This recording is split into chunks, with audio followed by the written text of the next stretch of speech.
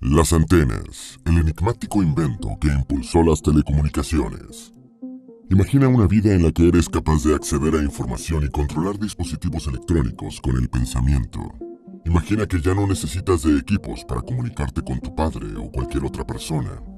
Aunque suena a ficción, esto no está muy lejos de ocurrir, no después de que Elon Musk presentara en agosto de 2020 Neuralink, un ambicioso proyecto de chips cerebrales que permitirá a los seres humanos conectarse a equipos informáticos. Pero, ¿de dónde viene la tecnología inalámbrica? ¿Cómo hemos pasado de primitivos medios de comunicación a las modernas formas de enviar voces y recibir datos y sonidos? Conozcamos un dispositivo que sin su valioso aporte sería imposible hablar por teléfono, enviar mensajes, navegar por internet o mirar tu programa en la televisión. Conozcamos sobre esos equipos que están sobre el tejado de las casas. Aprendamos sobre cómo funcionan las antenas. Antes de continuar, no olvides suscribirte a nuestro canal y activar las notificaciones para mantenerte al día con nuestras actualizaciones. La antena es un dispositivo formado por uno o más elementos conductores con la capacidad de transmitir y recibir señales. Cuando actúa como transmisor, su función es tomar una señal eléctrica y convertirla en una onda electromagnética que se debe propagar en el espacio. Cuando la antena funciona como receptor ocurre lo contrario. Capta las ondas electromagnéticas y las convierte en señales eléctricas, las que el equipo conectado convierte en imágenes y sonidos. Y para convertir una onda eléctrica en una onda electromagnética y viceversa, debemos hablar de los dipolos. Dipolos. Un dipolo se forma a partir de una carga negativa y una carga positiva de la misma magnitud, separadas a una distancia determinada. Aunque usualmente las cargas alcanzan un equilibrio en el que no se mueven, son susceptibles a producir un movimiento oscilatorio bajo cierto estímulo. Es decir, si son perturbadas, las cargas se pueden desplazar de manera simétrica con respecto a su posición de equilibrio. Cuando las cargas eléctricas oscilan por un elemento conductor, se generan ondas electromagnéticas que se propagan más allá del dipolo, incluso en el espacio vacío. Si el movimiento oscilatorio es generado por la corriente alterna que se suministra a una antena, la propagación de onda es lo que conocemos como señales de radiofrecuencia, las cuales viajan a la velocidad de la luz. De este modo, una antena actúa como transmisor. Antenas transmisoras. Imagina una varilla conductora con una curva en su centro. En dicho centro aplicarás un voltaje en una frecuencia determinada, lo que hará que uno de los lados de la varilla se polarice con carga negativa, y por consiguiente, el otro extremo adquiera una carga positiva. Al variar el voltaje a lo largo del tiempo, lograrás que las cargas pasen de un extremo a otro, generando el movimiento de oscilación descrito anteriormente, y por consiguiente, creando una onda electromagnética que se propagará fuera de la antena. La frecuencia de la onda será exactamente igual a la frecuencia del movimiento oscilatorio de las cargas, es decir, el número de veces que se repite el movimiento de las cargas alrededor de su punto de equilibrio en un segundo. ¿Qué sucede cuando la antena es la que recibe las ondas de radio? Cuando una onda electromagnética proveniente de una señal de radiofrecuencia externa golpea la antena receptora, el campo electromagnético asociado a tal onda hará que las cargas libres en el conductor comiencen a moverse en la dirección y a la misma frecuencia que la onda electromagnética. El movimiento oscilante de las cargas generará una corriente que, traducida en un circuito electrónico, producirá una señal que puede ser llevada a la televisión, al móvil o a la radio de tus abuelos. Diferencia entre una antena transmisora y receptora. Aunque una misma antena puede transmitir y recibir señales, tienen diferencias según los requerimientos de emisión o recepción. Las dimensiones y forma de la antena están directamente relacionadas con la longitud de onda de la señal de radiofrecuencia que se transmite o recibe. En el caso de las emisoras de radio o televisión, sus grandes dimensiones satisfacen el requerimiento de enviar señales a larga distancia. Por tanto, deben ser dispositivos muy potentes para contrarrestar las pérdidas de potencia que se producen a medida que la señal emitida se aleja de la fuente. Sin embargo, no todos los tipos de señales sufren pérdidas durante su transmisión, algo que también dependerá de la frecuencia emitida. 3 formas de transmisión de las ondas. Según el tipo de onda que queramos enviar y su alcance, existen 3 formas de propagación. Número 1. De forma directa. Es la que se llama línea de visión entre el transmisor y el receptor. Se emplea en comunicaciones a corta distancia a través del espacio libre, en frecuencias superiores a los 30 MHz. pues las altas frecuencias son menos afectadas por los fenómenos atmosféricos. Es el caso de los radares, radioenlaces de microondas y comunicaciones por satélites como la televisión comercial y comunicaciones espaciales. Número 2. Cerca de la superficie terrestre. Esta forma de propagación consiste en enviar las señales a través de la curvatura de la Tierra, pero solo es útil cuando se trata de la transmisión de frecuencias inferiores a 3 MHz. Sin embargo, es una de las mejores formas de transmitir este tipo de señales a larga distancia, por lo que suele ser utilizada por radiodifusoras de media y larga onda. Número 3. Lanzándolas al cielo. Esto implica enviar las ondas electromagnéticas hacia la región superior de la atmósfera denominada ionosfera. Allí las ondas de frecuencias comprendidas entre 3 MHz y 30 MHz son reflejadas hacia la Tierra, lo que permite establecer comunicaciones a grandes distancias. Una misma onda puede ser reflejada varias veces, pero solo con un salto o reflexión puede alcanzar hasta 4.000 kilómetros. La comunicación entre América y Europa requiere que una onda sea reflejada solo 2 veces. Sin embargo, este tipo de propagación suele estar limitada por las condiciones atmosféricas. Antenas FM y AM. Además de la frecuencia, otra característica de las ondas es la amplitud. Cuando se transmiten las señales se modifica tanto la amplitud como la frecuencia de las ondas dentro de unos valores que han sido asignados para cada estación de radio. Esto se denomina modulación y permite generar las señales de frecuencia modulada FM y amplitud modulada AM. Si conoces los radios transistores, sabrás que cuentan con una antena alargada y desplegable, pero no es la única. Tales dispositivos poseen al menos 2 antenas, una para cada tipo de señal, FM y AM. La antena que recibe las señales FM es la que se encuentra en el exterior del aparato, la desplegable, mientras que la receptora de señales AM es un cable en el interior del equipo que se enrolla en un núcleo fabricado con materiales magnéticos. La función del núcleo es actuar como un filtro que evita la interferencia electromagnética que pueda generar otras señales recibidas en la antena. Se necesitan 2 antenas en una radio porque ambas señales poseen diferentes frecuencias. Las frecuencias de las señales de radio AM están comprendidas en un rango de 535 a 1605 kHz, separadas a intervalos de 10 kHz, mientras que la radio FM van desde 88 a 108 MHz de frecuencia, separadas a intervalos de 200 kHz. Las diferentes frecuencias implican que en la FM las señales se mueven 100 veces más rápido en comparación con las AM. Pero estas últimas son 100 veces más grandes que las FM, pues la longitud de onda es inversamente proporcional a la frecuencia. Por ello se necesitan 2 tipos de antenas, pues una sola no podría captar señales tan diferentes. Antenas de televisión. La llamada antena dipolo es la que se utilizaba antiguamente para recibir la señal de televisión.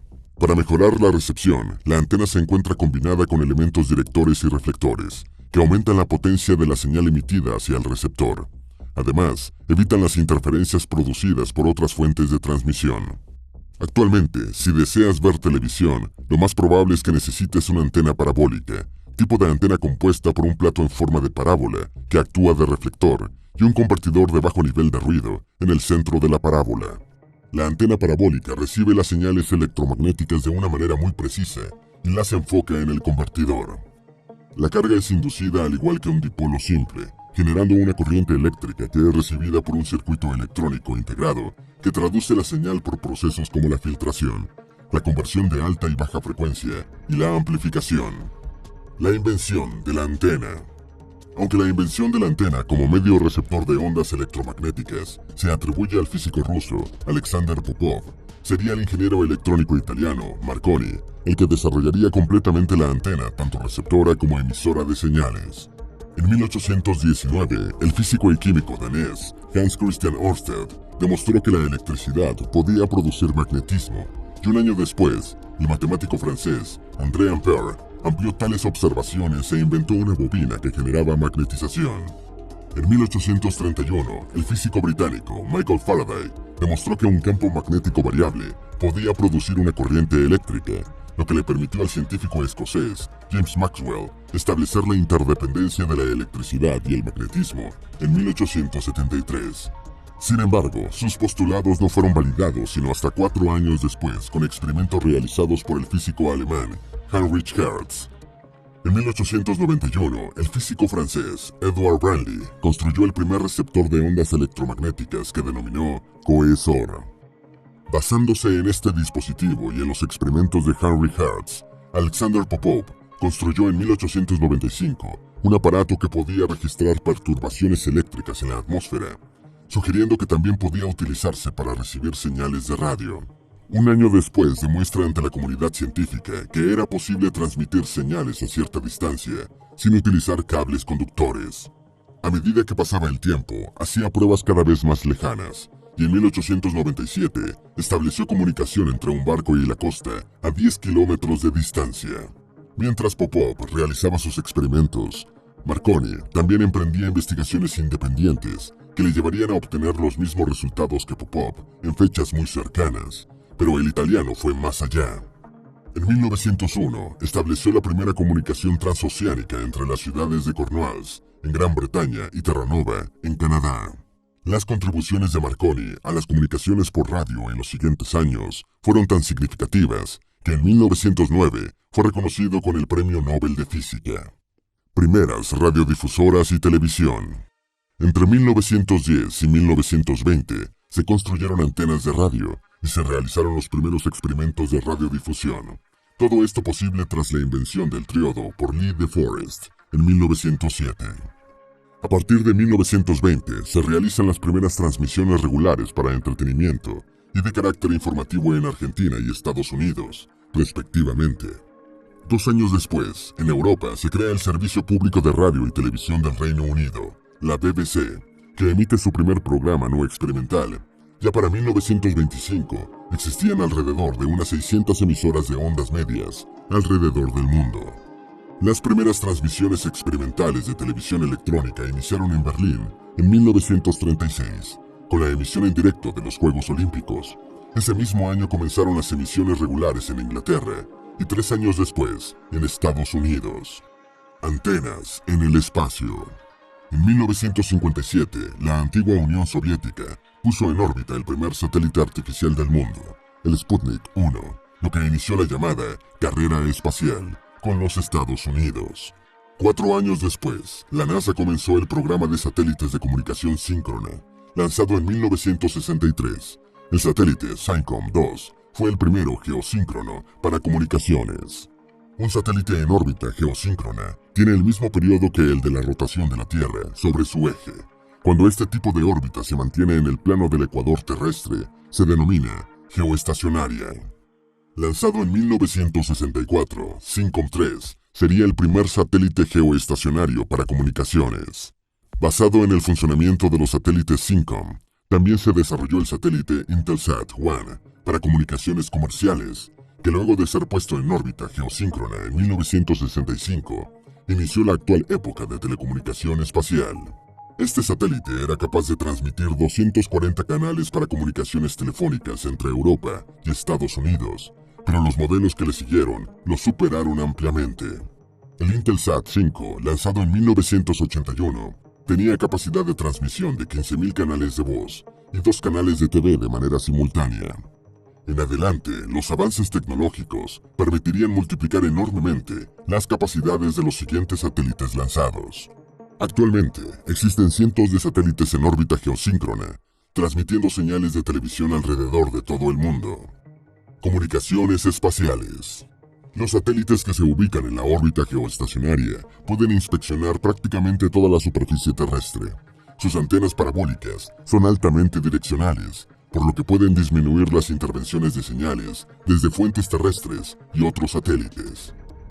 Actualmente se han desarrollado nuevas tecnologías que permiten lanzar satélites con grandes antenas desplegables e hinchables, así como nuevos procesos de construcción de paraboloides con fibra de carbono. El presente y el futuro de las antenas. El avance de la tecnología y de las telecomunicaciones es lo que ha permitido que en nuestro día a día seamos capaces de acceder a información, comunicarnos y mantenernos conectados desde cualquier parte del mundo. Después de 200 años desde que comenzaron los primeros estudios de los campos electromagnéticos, hoy casi todo lo que hacemos depende del funcionamiento de las antenas y las telecomunicaciones. Pero, ¿cuál es el futuro de la comunicación remota?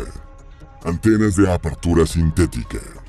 También conocidas como radares de apertura sintética, estas antenas permiten procesar la información recibida mediante algoritmos, con los que se obtiene un rendimiento equivalente a una antena más grande y sofisticada, pero utilizando una pequeña y simple.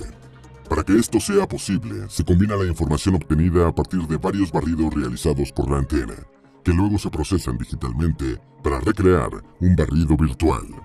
Utilizada en satélites, aviones o drones, esta antena permite el estudio de toda la superficie terrestre y sus recursos, lo que también la hace valiosa para el desarrollo de mapas. Radioastronomía. La radioastronomía es una rama de la astronomía dedicada a estudiar fenómenos astrofísicos, midiendo su emisión de radiación electromagnética en la región de ondas de radio. Se utilizan radiotelescopios en comunicación con antenas parabólicas de gran tamaño para amplificar las ondas electromagnéticas y poder tener una lectura precisa de estas.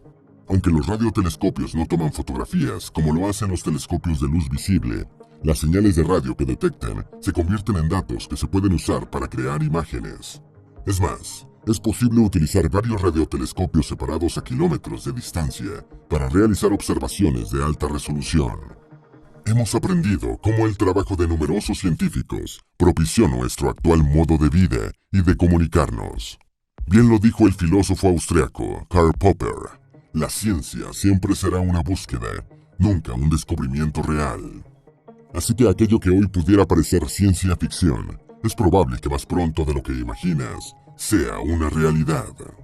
Esperamos que este video te haya sido útil. Si tienes algo que agregar, por favor, compártelo con nosotros en la sección de comentarios. Dale me gusta a este video y envíale el enlace a tus familiares y a tus mejores amigos para que también aprendan cómo funcionan las antenas. Si eres nuevo en nuestro canal, no olvides suscribirte. Tampoco olvides seguirnos en todas nuestras redes sociales que están en la descripción del video. Recuerda, la vida es mejor con la ciencia.